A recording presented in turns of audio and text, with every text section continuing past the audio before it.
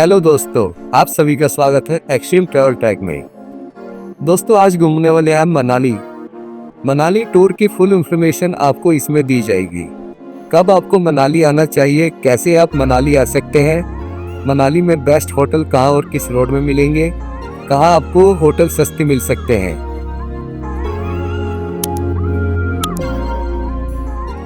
मनाली के जितने भी साइट सीन हैं उन्हें कैसे कवर करना है, जैसे Rohtang pass, Solang valley, Hidimba Devi temple, club house, Vashisht temple, old Manali, आपको कैसे कवर करना है।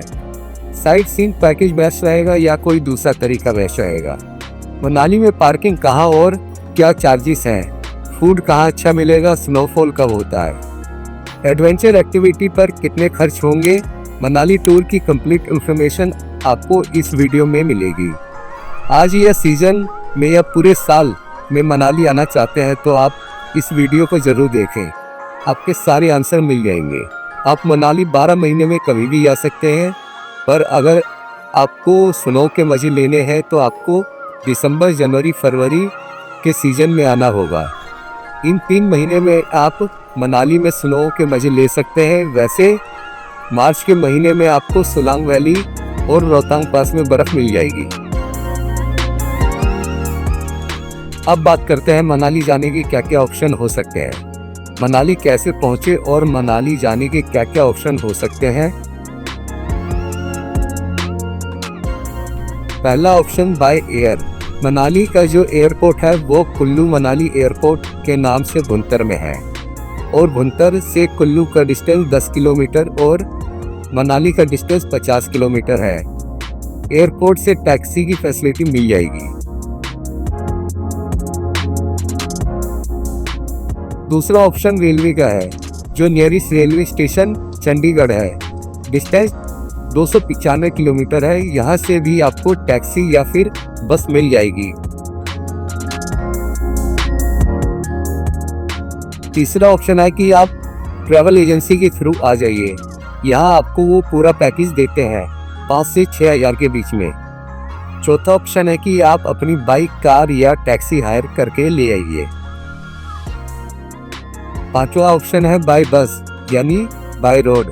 अगर आप दिल्ली से मनाली आते हैं तो आपको बहुत सारी वोल्वो बस मिल जाएगी।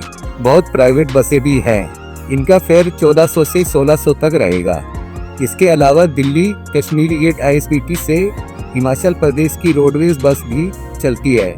इसमें AC वोल्वो बस है जिसका फेयर आपको 1500 तक पे करना होगा। ये बस आपको इवनिंग में 7 बजे से हर 1 घंटे में मिल जाएगी। इसके अलावा कुछ ऑर्डिनरी बसें भी हैं। इसका फेयर 950 रुपये है। टाइमिंग की बात करें तो एक बस है सुबह की, उसके बाद शाम को 7 बजे से 10 बजे तक मिल जाएगी। इन बस की ऑनलाइन बुकिंग भी करा सकते हैं। वेबसाइट स्क्रीन पर देख रहे होंगे आप, hrtcsp.com पर ऑनलाइन बुकिंग भी कर सकते हैं। ये सबसे सस्ता ऑप्शन है और बेस्ट भी, इसीलिए क्योंकि आपको दिल्ली से डायरेक्ट बस कनेक्टिविटी मिल जाती है। अगर आप खुद का व्हीकल लेकर आते हैं तो बाइक, कार, टैक्सी से तो मनाली आते ही आपको पार्किंग मिल जाएगी।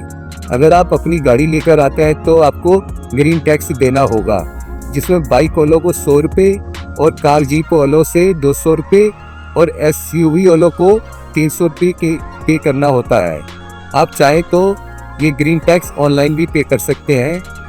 वेबसाइट स्क्रीन पर देख सकते हैं। ये सारे ऑप्शन मनाली आने के हैं। चलिए बात करते हैं मनाली में कितने दिन रुकना बेस्ट होगा, होटल कहाँ ले। मनाली में होटल के चार्जेस 700 रुपये से स्टार्ट हो जाते हैं। जैसे ही आप मनाली में एंट्री लेंगे, पार्किंग के आसपास काफ़ी होटल मिल जाएंगे। चार्जेस वहाँ भी नॉर्मल रहते हैं। अगर आप मेन मनाली के मॉल रोड पर होटल लेते हैं तो सबसे ज़्यादा चार्जेस लगते हैं। अगर आप मॉडल टाउन रोड पर जाते हैं तो वहाँ आपको भी होटल मिल जाएंगे कम रेट में। और अगर आप और कम रेट में होटल लेना चाहते हैं तो ओल्ड मनाली की तरफ आ जाए। यहाँ आपको काफ़ी कम रेट में होटल मिल जाएंगे। यहाँ आपको होम स्टे और हॉस्टल भी मिल जाएंगे। अब बात करते हैं मनाली घूमना कैसे है। और घूमने का बेस्ट ऑप्शन क्या हो सकता है। देखिए, अगर आप मनाली 11 बजे तक पहुंच जाते हैं तो 2 घंटे होटल में आराम करने के बाद आप घूमने के लिए निकल सकते हैं। या तो आप सोलांग वैली चले जाइए या फिर मनाली के नियरेस्ट साइट सीइंग हैं उन्हें कर लीजिए। ये आपकी चॉइस है। अगर आप नियरेस्ट साइट को कवर करना चाहते हैं तो कैसे कर सकते हैं। मनाली में जो लोकल साइट कवर कर सकते हैं उसमें से एक हिडिंबा देवी टेम्पल, डोंगरी वन विहार, क्लब हाउस और मनु टेम्पल के अलावा माल रोड और इसके आसपास के मार्केट घूम सकते हैं। जिस दिन आप मनाली पहुंचते हैं, मैंने जितनी भी साइट बताई है, अगर आप वहां टूर पैकेज से करना चाहते हैं तो आप टैक्सी हायर कर सकते हैं। इसका कॉस्ट 2000 तक पे करना होगा। ये पैकेज 4 पर्सन के लिए होता है। एक ऑप्शन है ये। दूसरा ऑप्शन आप इसे पैदल कर लीजिए। अगर आप पैदल 4 या 5 किलोमीटर चल सकते हैं तो आप इन सारी साइट्स को आराम से कंप्लीट कर लेंगे। अगर आप ओल्ड मनाली में रुके हुए हैं तो बहुत इजी होगा, क्योंकि सारे जितने भी पॉइंट बताए हुए हैं ये सभी ओल्ड मनाली में ही हैं। आपको पहले चलना होगा हिडिंबा देवी टेम्पल रोड पर। किसी से भी पूछ लीजिए हिडिंबा देवी टेम्पल रोड कहाँ है, कोई भी आपको बता देगा। पैदल थोड़ा सा ट्रैक करना पड़ेगा और मानना है मनाली आने के बाद वॉकिंग ना करें, मार्केट ना घूमें। मनाली आने का फायदा क्या। थोड़ा आगे आएंगे तो रोड 2 हिस्सों में डिवाइड हो जाएगा। एक रोड सीधे जाएगा और दूसरा लेफ्ट हैंड पर जाएगा। यहाँ पर बोर्ड लगा हुआ है कि यहाँ से club house, Manu temple, Hidimba Devi temple या दूसरी साइड्स की दूरी कितनी है। लेफ्ट वाला रोड हिडिंबा देवी टेम्पल और ज्ञानी महादेव टेम्पल तक जाता है और राइट वाला रोड क्लब हाउस और मनु टेम्पल तक जाता है। यहाँ से हिडिंबा देवी टेम्पल का डिस्टेंस 1.5 किलोमीटर है। अगर आप ये सर्कल पूरा करते हैं तो आप ये सारी साइट्स को विजिट कर पाएंगे। हिडिंबा देवी टेम्पल के पास जो जगह है वो बहुत खूबसूरत है। मंदिर बहुत प्राचीन है। यहाँ आप 1.5 घंटा घूम सकते हैं। वहाँ के वेदर को एंजॉय कर सकते हैं। यहाँ किसी भी तरीके की एंट्री टिकट नहीं है। मंदिर के ठीक पीछे डोंगरी वन विहार का गेट है।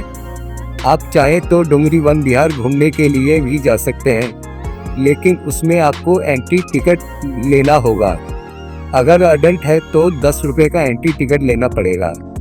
5 साल से 8 साल के बच्चों को 5 रुपये का टिकट लेना पड़ता है।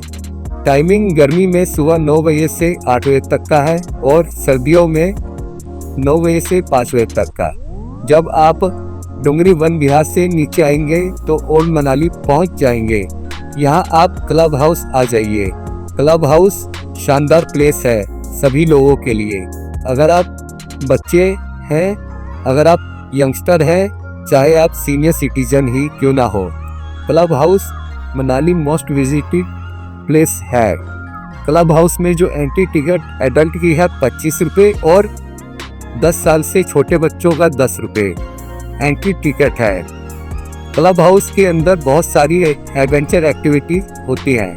उन सभी एक्टिविटीज का कॉस्ट अलग अलग रहता है। जो मैंने कॉस्ट बताया वो खाली एंट्री टिकट का है।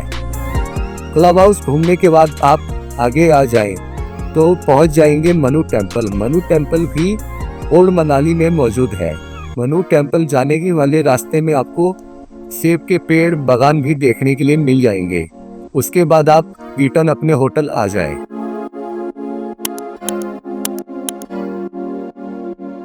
शाम के टाइम मनाली के मॉल रोड घूमने के लिए आ सकते हैं। मॉल रोड पर शाम को घूमने का अलग मजा है। शाम को ही क्राउड आता है। मेन मॉल रोड के पास ही मनाली का बस स्टैंड भी मौजूद है। यहीं वूलन कपड़े की शॉप भी मिल जाएगी। यहाँ पूरे साल वूलन कपड़े मिलते हैं। वैसे मनाली का मॉल रोड ज़्यादा बड़ा नहीं है, इससे आपका फर्स्ट डे का टिकट के अलावा कोई एक्स्ट्रा खर्च नहीं होगा। नेक्स्ट डे आप निकल जाइए सोलांग वैली घूमने के लिए। मनाली से सोलांग वैली का डिस्टेंस 14 से 15 किलोमीटर है। जाने के 4 ऑप्शन हैं। अगर आप मनाली अपनी गाड़ी लेकर आए हैं उसे लेकर चले जाइए, कोई दिक्कत नहीं है, बढ़िया रोड बने हुए हैं। दूसरा ऑप्शन है मनाली में बाइक रेंट पर ले लीजिए। 700 रुपये से बाइक रेंट पर मिल जाएगी। अलग अलग बाइक के अकॉर्डिंग अलग रेंट है। सोलांग वैली जाने के लिए कोई भी परमिट लेने की जरूरत नहीं पड़ती है। तीसरा ऑप्शन है मनाली से टैक्सी हायर कर लीजिए। 1400 से 1500 तक चार्ज करते हैं सोलांग वैली तक जाने के और घुमा के मनाली लाने के। चौथा ऑप्शन है आप मनाली से ऑटो हायर कर लीजिए। ऑटो वाले करीब 700 रुपये चार्ज करते हैं जो सोलांग वैली से मनाली लाने के। वापस आते टाइम ऑटो वाले से बात कर लीजिए, वो आपको वशिष्ठ टेम्पल भी घुमा कर ले आएंगे। ऑटो वाले इसके लिए 100 रुपये और एक्स्ट्रा लेंगे, जो आपको वशिष्ठ गांव में ही वशिष्ठ टेम्पल और श्री राम मौजूद है, वहाँ गर्म पानी का कुंड भी है। जो भी ऑप्शन आपको सही लगे आप उस ऑप्शन से सोलांग वैली जा सकते हैं। 15 से 16 किलोमीटर का रोड है। सोलांग वैली तक बहुत खूबसूरत है। मैं मानता हूँ कि टाइम लगेगा आधा घंटा पहुँचने में, लेकिन आपको टाइम ज़्यादा देना है। रास्ते में रुकते हुए जाइए और बहुत सारे स्ट्रीट फूड रास्ते में देखने के लिए मिलेंगे, उनको खाते पीते एंजॉय करते हुए जाइए। सोलांग वैली पहुंचने के बाद जो आप वहां व्यू देखेंगे वो बहुत ही शानदार है। अगर आप समर में जाते हैं तो दूर दूर तक हरे घास के मैदान देखने को मिलेंगे। अगर आप विंटर में आते हैं तो दूर दूर तक स्नो की चादर देखने के लिए मिलेगी और सोलांग वैली में बहुत सारी एडवेंचर एक्टिविटी देखने के लिए भी मिलेगी। सोलांग वैली वाला रोड ही अटल टनल तक जाता है और 9 किलोमीटर के अटल टनल को पार करने के बाद आप पहुंच जाएंगे लाहौल स्पीति जिले में। विंटर में तो टूरिस्ट को वहां तक पहुंचने में मुश्किल हो जाती है, क्योंकि ज़्यादा स्नोफॉल हो जाने के कारण टूरिस्ट को अटल टनल के आगे जाने नहीं दिया जाता। सोलांग वैली में आप स्कीइंग और पैराग्लाइडिंग भी कर सकते हैं। सोलांग वैली में एक रोपवे भी है, इसका टिकट 600 रुपये है। इसके अलावा सोलांग वैली में snow bike riding, tube riding, yak riding जैसे अलग अलग एडवेंचर एक्टिविटी भी कर सकते हैं। सोलांग वैली के 12 महीनों बहुत खूबसूरत लगती है। अगर आप व्हीकल लेकर सोलांग वैली आए हैं तो पार्किंग देने की जरूरत नहीं है, रोड साइड ही पार्किंग है, किसी भी तरह का पार्किंग चार्ज नहीं लिया जाता।